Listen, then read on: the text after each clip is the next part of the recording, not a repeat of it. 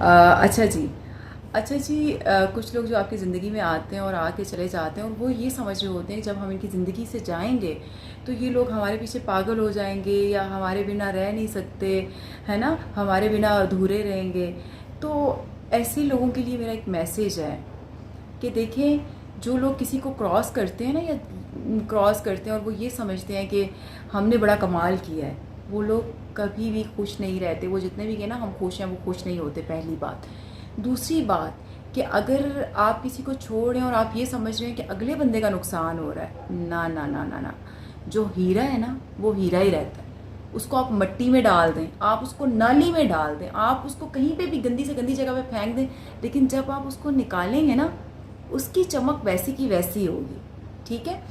تو اس لیے آپ اگر ایسے لوگوں کو چھوڑتے ہیں نا تو آپ اپنا نقصان کرتے ہیں، آپ ہیرے کا نقصان نہیں کرتے.